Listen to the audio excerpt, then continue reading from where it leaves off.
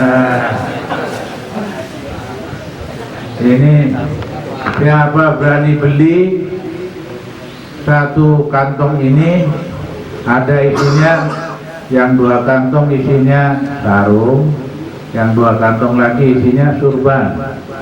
Siapa berani beli 7 hari sholat tahajud, 2 rakaat saja murah-murahan. Obral. Rakaat pertama surah Yasin. Yang sudah pernah jangan dulu, yang belum dulu gantian. Dia juga pernah. Belum. Ya yang dulu udah. Oh belum. Rakaat pertama surah Yasin, rakaat kedua surah Ar-Rahman. Nah, dia 7 hari obral murah-murahan. Ya, berani. Ya, semoga umurnya sampai 7 hari, dan setelah 7 hari, iya, siapa yang jamin umur kita lewat malam ini? Iya, nggak ada. Ya, semoga Allah sampaikan panjang umur dan sehat dan husnul khotimah. Setelah 7 hari, yakin ini udah ahli tahajud. Ya, kita cuma memperkuat saja, nebeng sama dia. Ya. Mau sarung atau mau ambil ini? Ya, 7 hari lunas, berkah. Ya, pakai berdiri. Oke, 7 hari lunas. Mau sarung atau mau turban? Turban. Baris manis. Ya, ini maju. Ya. Ente sudah duduk dulu. Nah, duduknya jauh sana. Ente sudah gantian. Nah, mau turban. Nah, bukan lagi. Depan turban.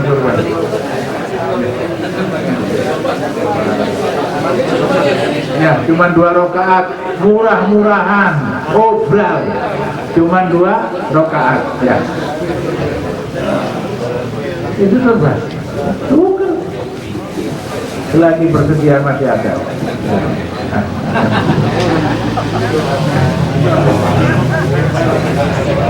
Oh, yang mana? Coba. Mau turban.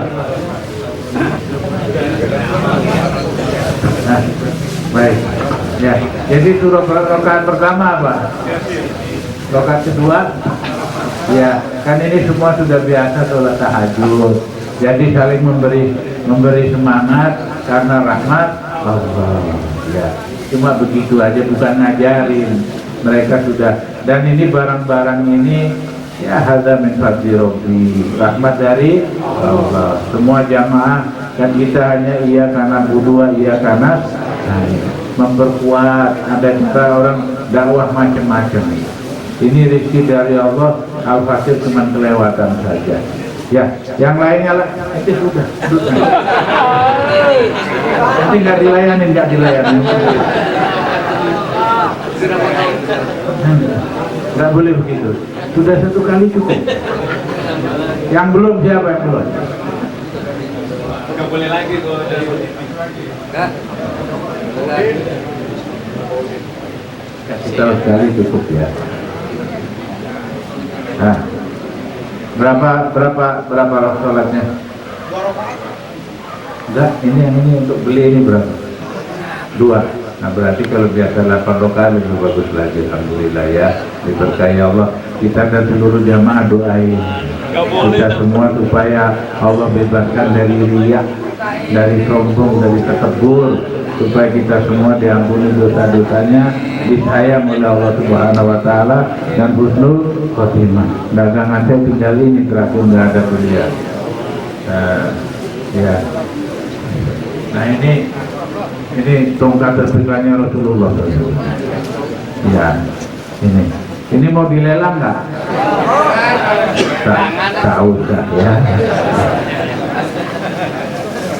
Nggak boleh, ini cuma satu-satunya. Nanti lain kali insya Allah. Ini kan tongkat sunnah. Kalau misalnya dilelang, bukan berarti tongkatnya ini ada apa-apa, nggak ada. Ini cuma sunnahnya Rasulullah. Yang paling penting kan kita bertakwa kepada Allah. Ini cuma penyemangat saja, nggak ada apa-apa. Tongkatnya kalau pas bakar sate kurang kayu bisa dibakar, nggak apa-apa. Ya, cuman mungkin sayang tongkatnya bagus.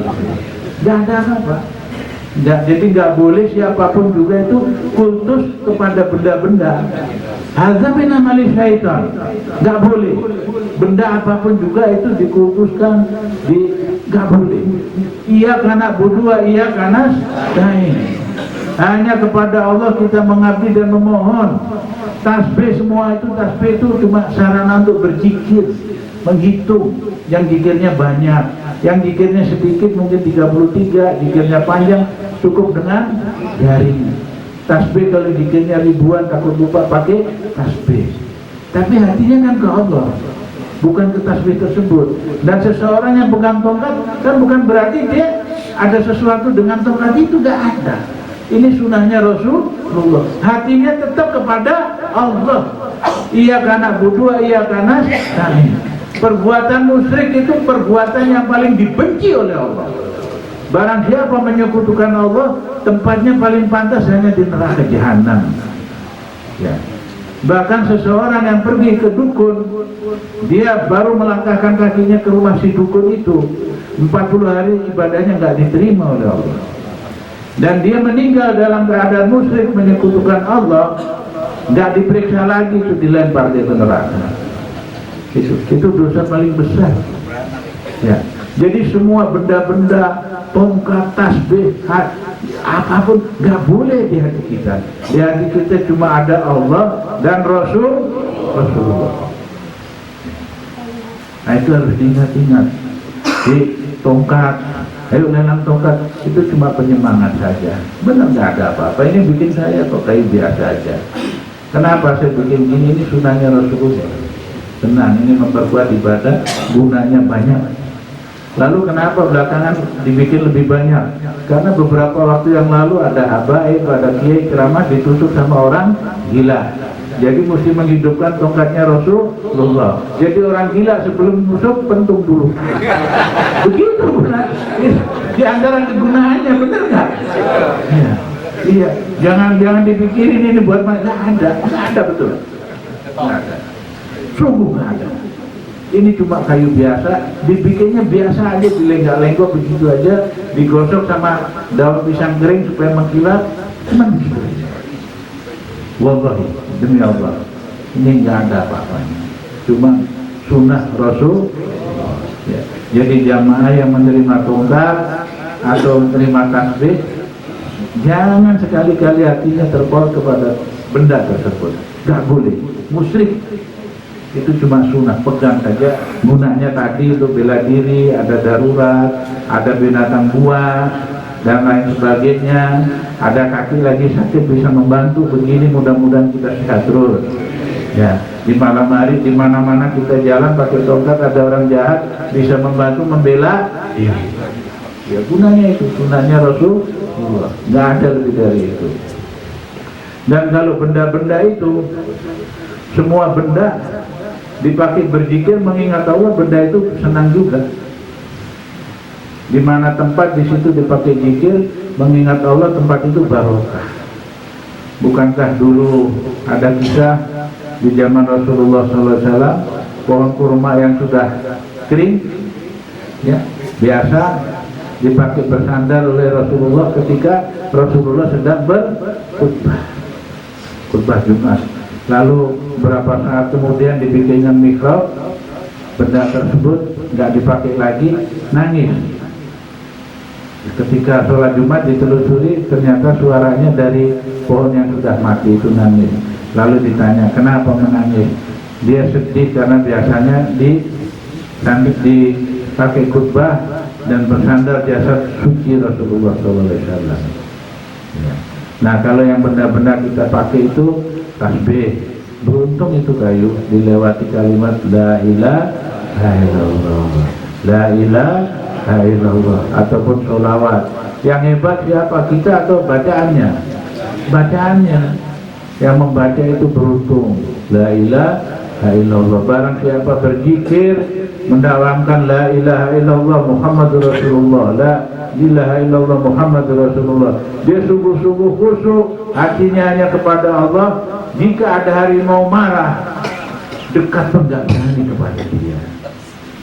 Harimau marah, orang itu zikir di tengah hutan, dia lagi khusyuk mengingat Allah, harimau itu gak akan berani mendekati dia apalagi menerkam. Karena kalimat suci la ilaha, bukan karena orang itu yang hebat, tapi karena kalimat suci la ilaha. Jangan sekali-sekali hati kita terpleset kepada hal-hal yang demikian merasa hebat. Gak ada yang hebat. Satu bahasa saja, satu zikir, alhamdulillahirabbil alamin. Segala puji yang di alam semesta ini hanya pantas bagi selain Allah. Ada yang pantas dipuji enggak? Enggak ada. Kalau seseorang beramal, apakah dia hebat? Tidak. Misalnya si A, dia beramal bagi-bagi ini dan itu, dia harus hati-hati minta tolong sama Allah supaya dia tidak tergelincir kepada riya. Karena Allah bukakan hatinya untuk beramal, Allah sediakan rezekinya untuk diamalkan, Allah sediakan orang yang menerima amal. Dia harus bersyukur kepada Allah dan mohon kepada Allah diselamatkan dari riya. Semoga kita diselamatkan dari riya, dari sombong, dari takabur, insya Allah. Untuk yang berikutnya tanggal 30 itu 1 Dzulhijjah, insya Allah disediakan makan lagi. Dan diharapkan biasanya kan jamaah semua puasa. 1 Dzulhijjah itu hari pas bertepatan hari Kamis. Ya, insya Allah nanti kita sediakan makan lagi untuk buka puasa. Insya Allah semoga umur kita dicukupkan Allah Subhanahu Wa Taala. Semoga dosa-dosa kita yang banyak diampuni oleh Allah Subhanahu Wa Taala. Ibadah kita yang sedikit, sudah sedikit banyak kurangnya, semoga diridhai oleh Allah karena rahmat Allah. Semoga jamaah semua yang hadir dan seluruh keluarga kita disayang Allah. Yang sakit Allah berikan kesembuhan, yang punya hajat Allah kabulkan hajatnya, dimudahkan semua urusannya dunia akhirat, diberkahkan umurnya.